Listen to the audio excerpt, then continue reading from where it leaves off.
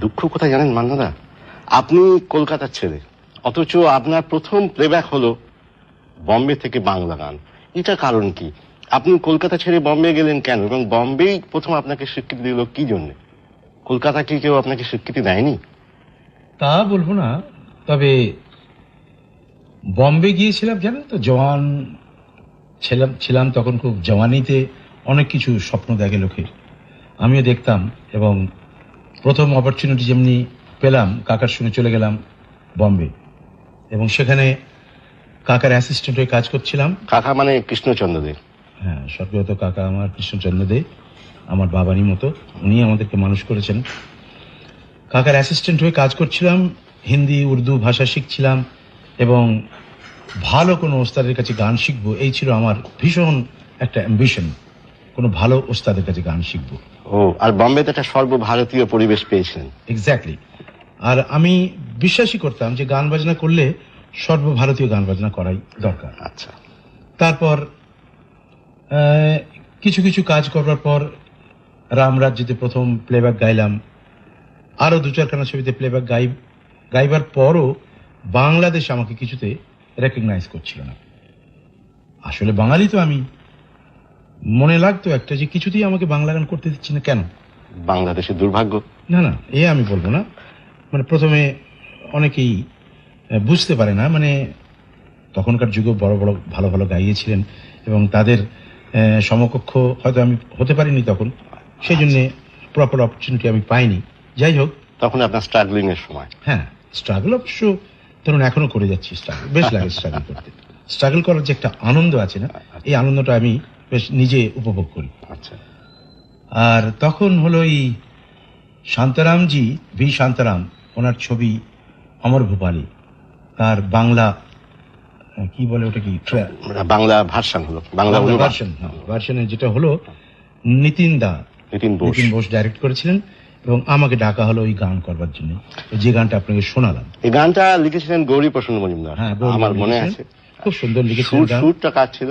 সুর ছিল স্বর্গগত বসন্ত দেশাই, খুব ভালো মিউজিক ছিলেন। মানে একটা ভার্সন গান এত ভালো লেখা হয়েছিল না, গানটার ব্যাপার একটা কি জানেন, গানটা ঘনশ্যাম সুন্দর শ্রীধর অরুণ ওই জ্বালা, আসলে গানের নোটটা লাগিয়েছিলেন উনি, আমরা যেটাকে ভূপালী বলে থাকি, ভূপালী রাগ আছে একটা, সারেগাবা ধাসা, আচ্ছা, সেইটে বেস করে উনি সুর করেছিলেন। কিন্তু মজার ব্যাপার হচ্ছে এই জিনিসটা গাওয়া হয় সমস্ত মহারাষ্ট্রতে সকালবেলা। বম্বেতে কৃষ্ণচন্দ্র দে যখন চলে এলেন, মানে ওর অসুখ করেছিল বলে কলকাতা চলে এলেন বম্বে থেকে। হ্যাঁ, কাকা কি নিয়ে আমি ফিরে এসেছিলাম কলকাতায়, সেটা ছিল 1946। ও, তা যাই হোক, আমার জানা আছে যে আপনার জীবনে দুজনের দান অপরিসীম। একজন হচ্ছেন আপনার কাকা, আর একজন হচ্ছেন কুমার শচীন দেববর্মন। শচীনদার সঙ্গে আপনি যোগাযোগ করেছেন, আপনি ওর সহকারী হিসেবে কাজ করতেন বম্বেতে, এটা কি সত্যি? শচীনদার আমি অ্যাসিস্ট্যান্ট ছিলাম, মানে সব দিক দিয়ে অ্যাসিস্ট্যান্ট। শচীনদার থলি বইতাম, শচীনদার পান এনে দিতাম, শচীনদার জন্য কলা কিনে দিতাম, শচীনদার গানের নোটেশন করতাম। তারপর শচীনদার এই যে খুব ভালো সেন্স অফ হিউমার ছিল শচীনদার, এবং সেন্স অফ হিউমার যদি অ্যাপ্রিসিয়েট করবার লোক না থাকে, সেই সেন্স অফ হিউমারটি খোলে না, আমি অ্যাপ্রিসিয়েট করতাম। আপনি বোধহয় সেটা শচীনদার কাছ থেকে পুরোপুরি শিখেছেন।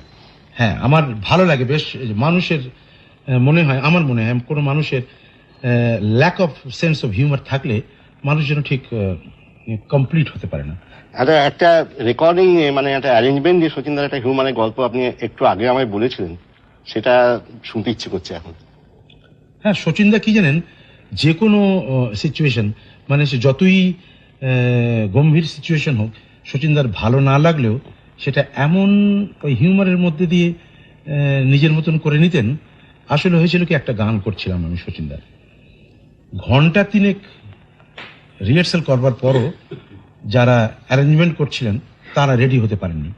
আমি একটুখানি কেমন যেন, অ্যারেঞ্জমেন্ট মানে যারা বাজনা সাজাচ্ছিলেন? হ্যাঁ, অর্কেস্ট্রেশন যারা করছিলেন, আমিও একটুখানি উসকুস করছিলাম। তা শচীনদা সেটা বুঝতে পারলেন, বলে মান্না বড় দেরি হয়েছে না? বলে হ্যাঁ শচীনদা, একটু দেরি লাগছে, দাঁড়া দেখি কি হয়। উনি ভিতরে গেলেন, ভিতরে গিয়ে বললেন যে তোমাদের আর কত দেরি আছে? বললে শচীনদা, আর আধ ঘন্টা লাগবে আমাদের। বলে আধ ঘন্টা? তোমরা এক কাজ করো, এই এখন সময়টা আমাকে দিয়ে দাও, আমি গানটা টেক করে নিই, মালার মুড খারাপ হয়ে যাচ্ছে, এরপরে তোমরা অ্যারেঞ্জমেন্টটা করে নিও। মানে আগে গানটা ঠিক হোক, তো আবার বাজনা রেকর্ডিং হবে। সচিনদের বলবার